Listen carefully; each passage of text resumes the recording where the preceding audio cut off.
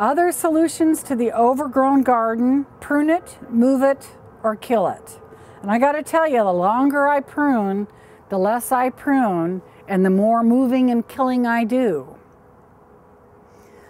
In fact, there are very few plants that can't be moved. They used to move 400-year-old oaks in great big wooden baskets, wooden crates. The limiting factor is that no tree on its side can be higher than the power lines. So the limits are your back and your budget for most plants. Moving, transplanting, sometimes I'll just enlarge the beds, dig up all the shrubs, put them in the middle, and then put them all back and rearrange them.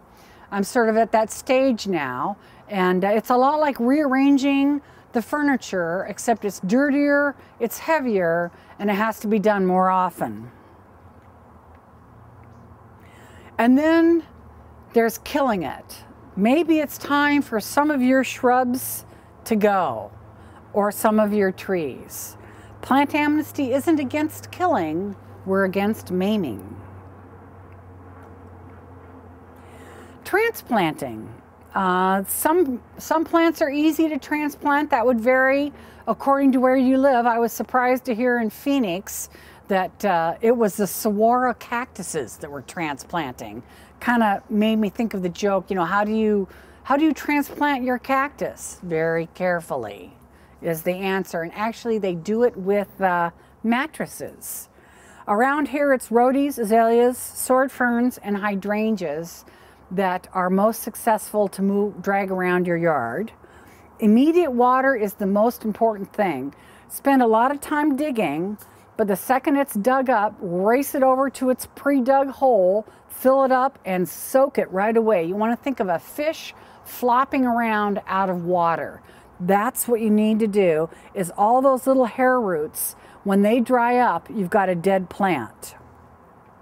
And then be sure to give your transplanted shrub a lot of extra water for the next year. Around here, we move rhododendrons. There's an old saying, your rhododendron will appreciate a trip around the house. And another one is, inside every rhododendron is a 15-foot tree trying to get out.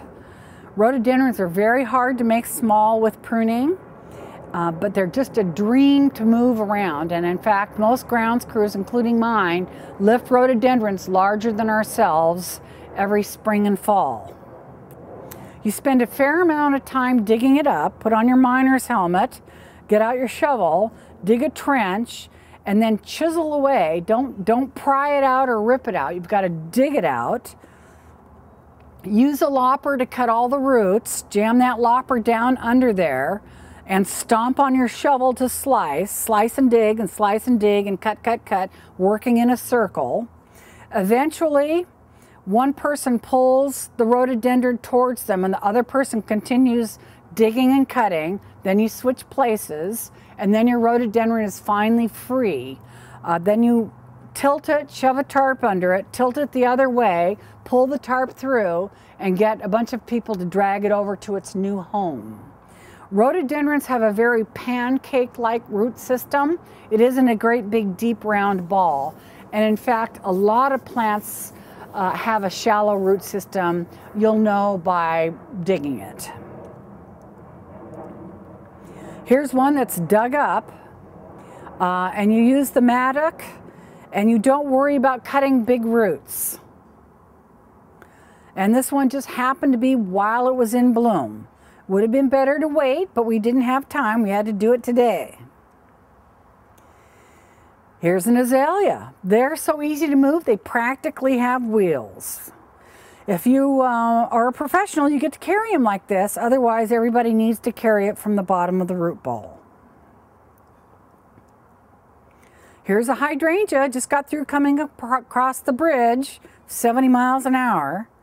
It's actually better to transplant them in the winter so that the leaves don't wilt. You could do it now, but it will scare you when you water it. Justifiable arbicide. Sometimes it's the lifeboat theory of gardening. Some must die so that the rest can live. Conifers are frequent candidates for justifiable arbicide because there's not a lot you can do with pruning with them. If you can't get what you want by thinning out the lower branches or a little grab and snip, then it just has to go. Overplanted trees and tree-like shrubs. Some of the hardest gardens I consult are ones where people planted a whole bunch of special trees that are now running into each other. Pruning will not fix that problem. You'll have to take out half or sometimes 2/3 in order for the rest to reach their mature size. And then there are volunteers. Those are plants that nobody planted except a bird. A bird found a plant and ate a berry and flew over to your yard, sat in a branch, and dropped a pre-fertilized seed packet into the juniper bed. Up came a cotoneaster, and you didn't like it, it didn't look right, you whacked it, it had water sprouts. You cut it to the ground trying to kill it, you radically renovated it, it comes back better than ever. You'll have to dig it out. Sometimes that's not possible.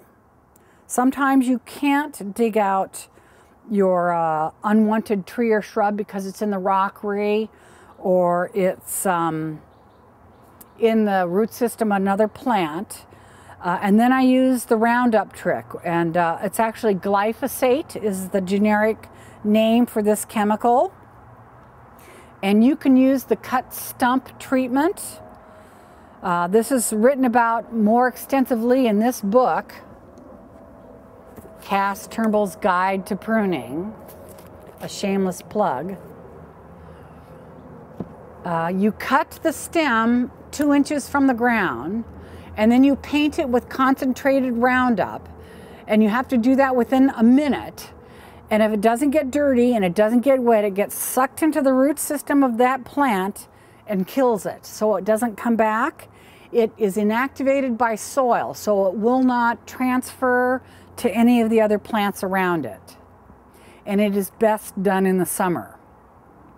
If you really, really hate chemicals and you refuse to use even one as fool resistant as Roundup, you can try a pry bar or a stump grinder. Even a big tree can get ground out below soil level.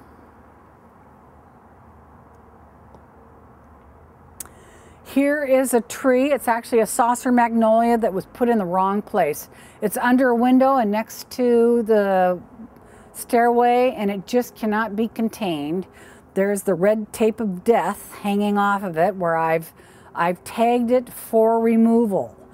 And it's a sad thing, but when it's gone, you'll feel better. And then you can move in a plant better suited to that site. Something that's much more prunable and whose mature size fits the area. But you do want to be careful with removal. I have been on the job site when the lady said, I want you to take down that huge rhododendron. It's 15 feet tall and 30 feet wide, and it's just taken up too much of my yard. And so we chainsawed it down. And then, unfortunately, we saw a view to the neighbor's yard, which, you know, with the dead car and the garbage cans and the guy smoking his cigar out on the patio. And we didn't like that view. So the lady said, we really need to replant a screen here. Maybe something that gets, you know, about 15 feet tall, and it needs to be 30 feet long. You know, maybe something with pink flowers in the spring. So be careful what you remove. Here again, you want to look behind it and see what you will be looking at once it's gone, because you can't put it back. And you think you get the pruning fever, wait till you use a chainsaw. It feels really good to be behind that. You know, you take one thing down and the whole yard eases up and looks great, and you know, you're just turning to find the next victim. So here again, slow and steady, and think about it before you act. This is a design problem. I would guess that 4 of the 4 need to be removed. The 2 conifers can just be cut to the ground. They will not grow back. The 2 yews will resprout, and therefore they must be stump ground or painted with Roundup so that they don't keep coming back. and then we will make a nicer design. Here's an overhead picture of one of my customers' yards. That's a weeping spruce with a whole bunch of azaleas that have gotten too big. We can no longer see the weeping azalea, and the edger guy is just edging them off kind of flat on one side as they have grown. And the solution is not to whack them all back or keep working on them with pruning. The solution is to enlarge the bed, taking out a strip of sod, and then rearrange the azaleas. And now we're good to go for another 15 years.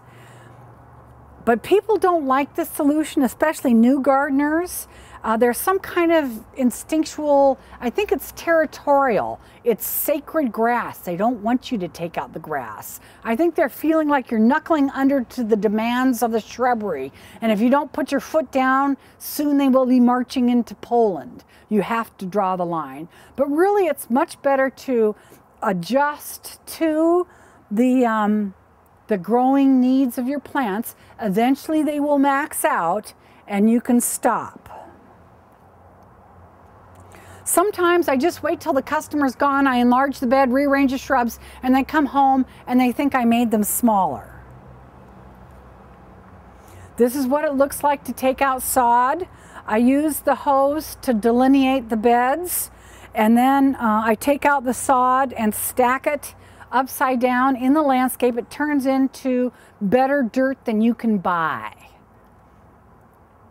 And if you're a heavy chemical user, you can always just Roundup it and plant through, mulch it and plant right through it. Roundup does not poison the soil. Or actually, I should say glyphosate. Who knows what they're selling as Roundup now? A lot of times, oh, and if you charge enough, you can get the homeowner to do the heavy work. Whenever we do a renovation workshop, I can be counted on to be the person removing the sod. I like to bump beds out. My husband does it with the weed eater. He just slices it a little bit bigger every time to accommodate the growing shrubs. So enlarging beds is an option for the overgrowing garden. If you're mowing underneath, you have to bend over to mow underneath a shrub or a tree. Take that as a sign that it's time to enlarge the beds and then mulch them so that you don't get a bunch of weeds. Add some nice dwarf bulbs for interest. And I have a theory about what makes a garden look good. That would be the mama bear, papa bear, baby bear theory of what makes a garden look nice. And the papa bears are the upper story. That would be the large trees like Doug firs and maple trees. The middle story, that's the mama bears, are almost all our shrubs get into the 15-foot range once they've all grown up.